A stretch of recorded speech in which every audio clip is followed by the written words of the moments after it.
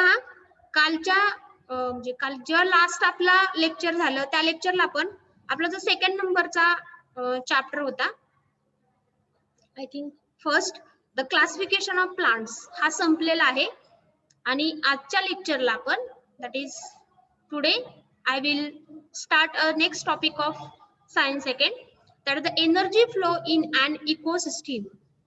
In that we see the different classification of ecosystem, how the energy is transferred from one trophic level to the another, and how all the living things which are depends on other for their food and for their survival.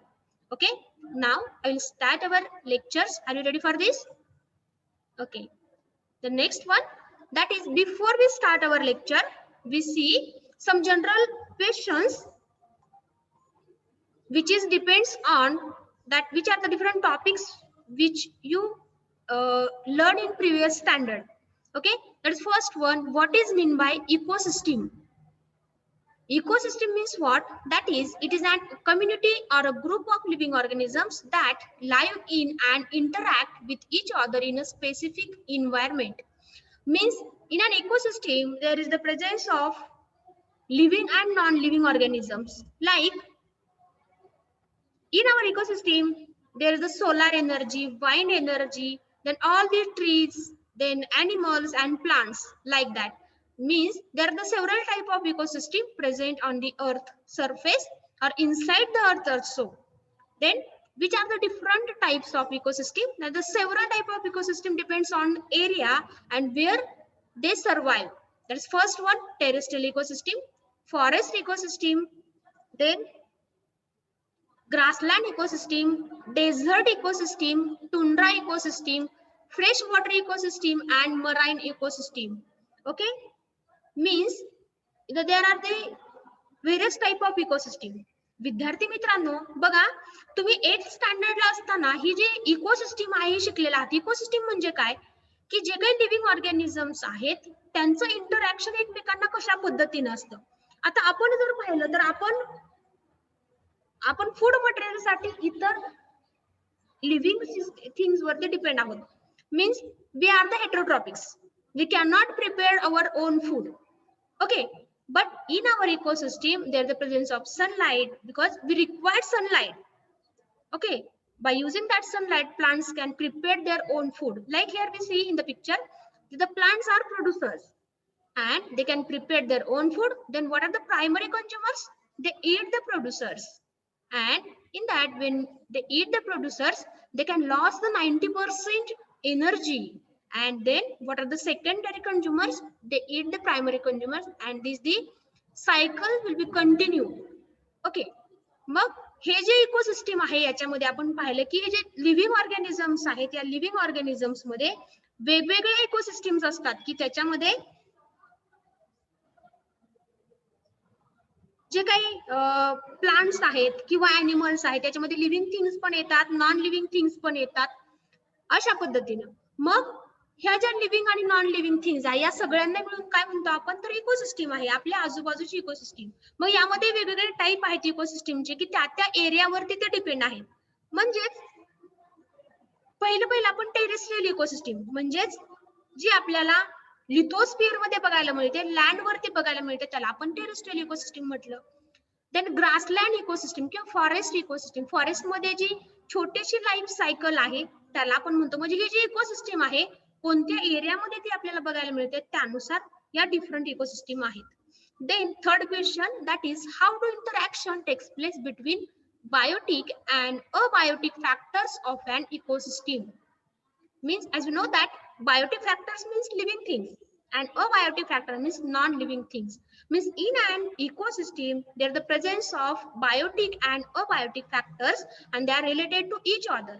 Means biotic factors and abiotic factors are depends on each other and they make us one ecosystem.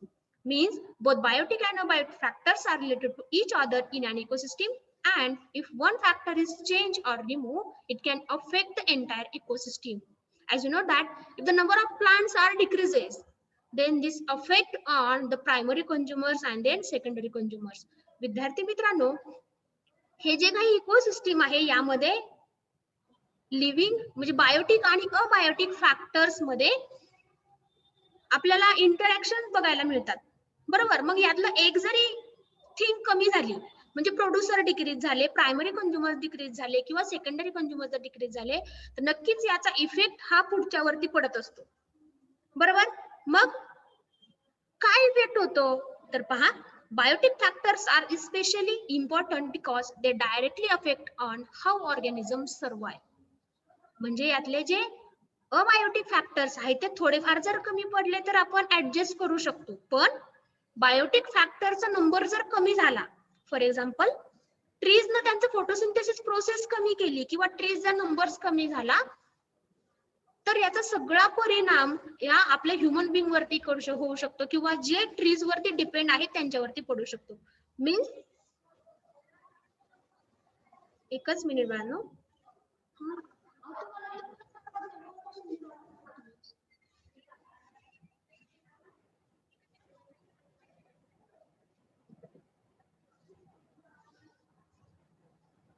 तर पहा, ही जी total ecosystem आहे यामध्ये आपण काय पाहतोय की सगळे जे प्लांट्स आणि अॅनिमल्स सगळे जे आहेत, मग याच्यामध्ये लिव्हिंग थिंग्स असतील, नॉन लिव्हिंग थिंग्स असतील, तर ते सगळे एकमेकांवरती डिपेंड असतात, बरोबर. आपल्या कशासाठी? सर्व्हायव्हल साठी. आणि म्हणून अशा पद्धतीनं ह्यातली एक जरी नंबर कमी झाला तरी सुद्धा याचा पूर्ण परिणाम हा अदर लिव्हिंग सिस्टीम वरती होत असतो, ठीक आहे. तर आता आपण नेक्स्ट पॉइंट कडे आपण जाऊयात. तर पहा इथे काय दिसतंय तुम्हाला, तर प्रायमरी कंझ्युमर एक डायग्राम दिसते तुम्हाला वेगवेगळ्या की याच्यात primary consumers means what, they can directly depends on autotrophic plants. असे कंझ्युमर्स, असे लिव्हिंग ऑर्गॅनिझम्स जे की डायरेक्टली जे काही ग्रीन प्लांट्स असतील, ग्रीन ग्रास खात असतील, ॲटोट्रॉपिक जेवढे काही प्लांट्स आहेत त्यावर ते डायरेक्टली डिपेंड असतात, दे are called primary consumers. And also they are herbivores. Herb means green grass and means for food they eat only green grass or green plants. That example, grasshopper, then squirrel, elephant, etc. They are directly depends on autotrophs or producers. Primary consumer कोणाला म्हणतो आपण की ते directly green grass खातात किंवा ते directly primary consumer जे काही प्रोड्युसर आहेत, प्रोड्युसर म्हणजे काय, जे स्वतःचा अन्न स्वतः तयार करतात, ते ॲटोट्रॉपिक आहेत, त्यावरती जर डिपेंड असतील तर त्यांना आपण प्रायमरी कंझ्युमर्स म्हणतो. Then what are the secondary consumers? That is simply the secondary consumers which are depends on primary consumers for food. जे की अन्नासाठी प्रायमरी कंझ्युमर्स वरती डिपेंड असतात त्यांना आपण सेकंडरी कंझ्युमर्स म्हणतो. म्हणजेच कोणते तर पहा, frog, owl, fox etcetera. This consumers use herbivorous as their food. Herbivorous means they directly eat autotrophic plants. जे काय खाता ग्रीन ग्रास जे असतील किंवा हर्ब्स जे आहेत तर ते डायरेक्टली खात असतील तर त्याला आपण प्रायमरी म्हणतो. Then next one that is the apex or the top consumer. Apex म्हणजे काय तर वरचा आला, आपण पाहतो टोकाचं जे आहे त्याला आपण अपेक्स म्हणतो किंवा टॉप कंझ्युमर्स याला आपण कार्निवर्स म्हणतो. Means similar they show the characteristic that means they eat the secondary consumers or carnivores, they are called apex consumers or top consumers. For example tiger, lion, etc. And these consumers are used herbivorous and carnivorous as their food. No other animals feed on top consumers. लक्षात घ्या, हे जी cycle आहे किंवा हे जे level आहेत या कशा असतात की सुरुवातीला आपण पाहतो की जे ग्रीन प्लांट्स आहेत किंवा हर्ब्स आहेत they prepare their own food, but what are primary consumers? They depends on autotrophic or the herbs. असे प्रायमरी कंझ्युमर्स के डायरेक्टली ते ॲटोट्रॉपिक प्लांट इनटेक करतात, त्याला आपण प्रायमरी म्हटलं.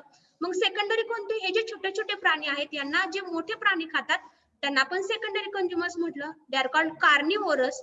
Then what are the apex or top consumers? That means this carnivorous eat secondary consumers and but next to it no other animals feed on top consumers. कुठलेही दुसरे animals असे नसतात की ते टॉप कंझ्युमर्सला खातात, बरोबर. पण एक गोष्ट होते त्यांची की त्यांचं डिकम्पोजिशन होतं with the help of micro organism. त्यांचं विघटन होतं डेड झाल्यानंतर आणि मग विघटन झालं, त्यांचं डिकम्पोजिशन झालं की त्याचे जे न्यूट्रिएंट्स आहेत ते पुन्हा प्लांटकडे येऊन प्लांट पुन्हा त्यांचं जे लाईफ सायकल आहे तर ते चालू करताना हे जे एनर्जी ट्रान्सफर होण्याचं स्ट्रक्चर आहे, जे फ्लो होण्याचा मार्ग आहे तर तो कंटिन्यू चालू असतो आणि यालाच आपण काय म्हणतो, ecosystem. And the last one, that is the omnivorous or the mixed consumers, means the human, bears, etc. feed on herbivorous, carnivorous and producers. आता पहा आपण काय करतो, आपण ग्रीन प्लांट्स पण खातो बरोबर, हिरव्या पालेभाज्या खातो, means we are directly depends on heterotrophics. Also we are carnivorous because we can eat small animals also. All are not, but some are depends on carnivorous and some are herbivorous also, are also producers. म्हणजे mix किंवा omnivorous म्हणजे काय, तर ते green vegetables पण खातात आणि other ॲनिमलला पण खातात, त्याला आपण मिक्स कंझ्युमर्स म्हणतो. Got it? Okay, now move to our next point, that is this is the diagram of energy flow in an ecosystem. Means energy can flow from producer to primary consumer to secondary, then apex, and then mix or omnivorous. Okay, like that.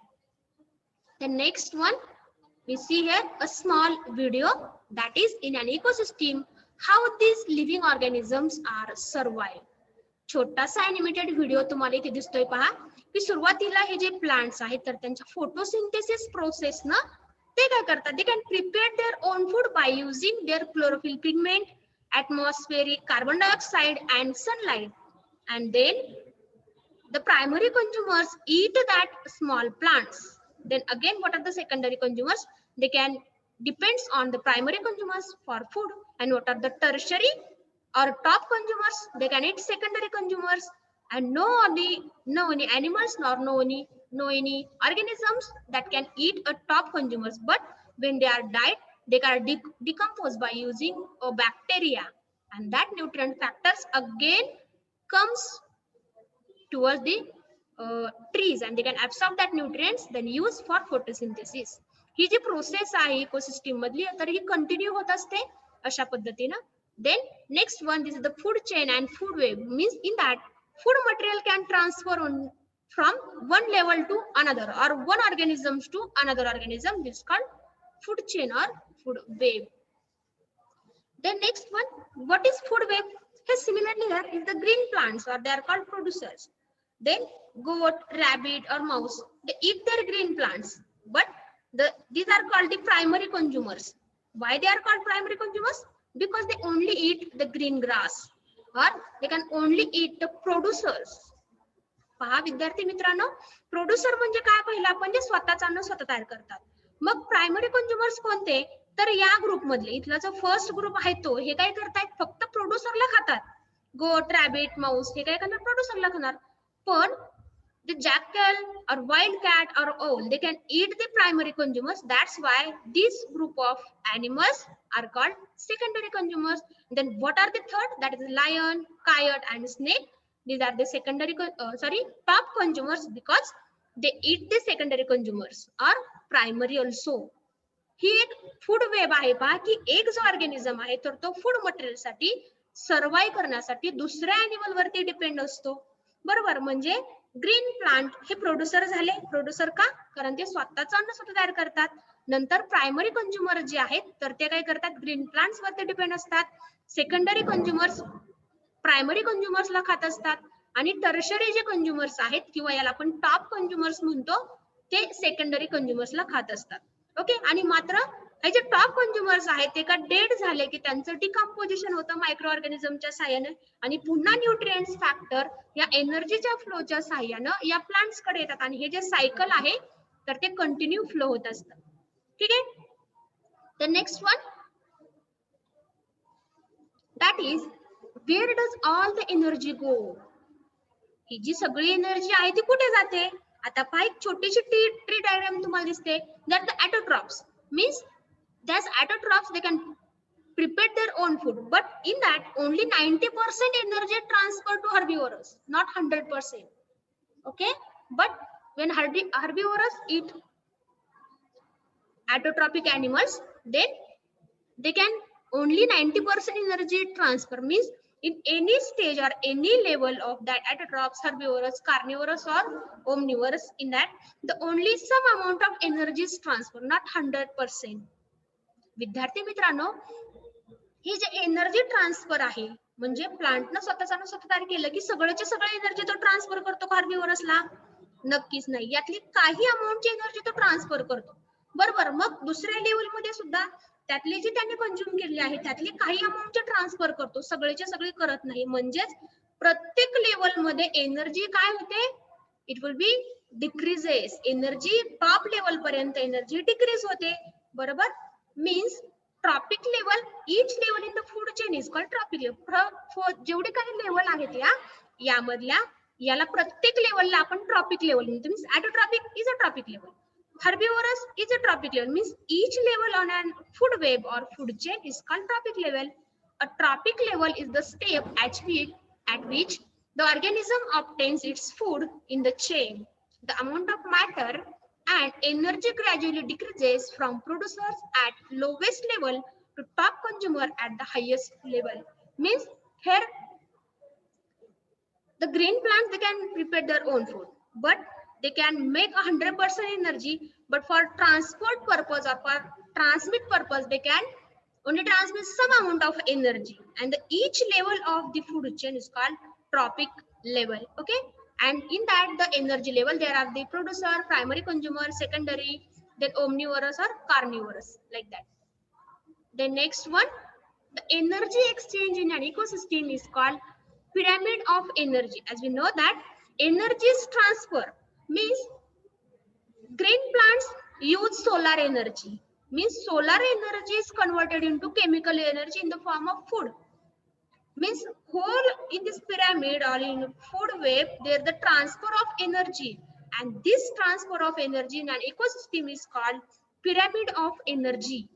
विद्यार्थी मित्रांनो बघा, आपण काय पाहिलं की या periodic किंवा हे जो डायग्राम आहे वेब चेन किंवा फूड वेबची, याच्यामध्ये एनर्जी ट्रान्समिट होते. बरोबर की नाही? आता फर्स्ट आपण पाहिलं प्रोड्युसरने काय केलं? सोलर एनर्जी कंझ्युम केली. बरोबर. आता ही अबायोटिक फॅक्टर आहे solar energy, not a biotic factor. Living thing आहे का सोलर एनर्जी? नाही. ती कोणती आहे? नॉन लिव्हिंग थिंग आहे. म्हणजे सोलार एनर्जीचा यूज करून प्लांट्सने काय केलं? त्यांचं फूड मटेरियल बनवलं. Means solar energy converted into chemical energy, then again chemical energy is converted into food energy. हे जे एनर्जी कन्वर्जन आहे it is called the pyramid of energy. प्रत्येक एनर्जीचं कन्वर्जन दुसऱ्या एनर्जी मध्ये होतं. पण ही ज्यावेळी एका भागातून एका लेवलकडून दुसऱ्या लेवलकडे ज्यावेळी ट्रान्सफर होते त्यामुळे त्यावेळी मात्र सगळीच्या सगळी एनर्जी ट्रान्समिट न होता त्यातलं काही अमाऊंट ट्रान्समिट होते आणि काही अमाऊंट तशीच राहते. Means the initial quantity of energy goes on decreasing at every level of energy exchange.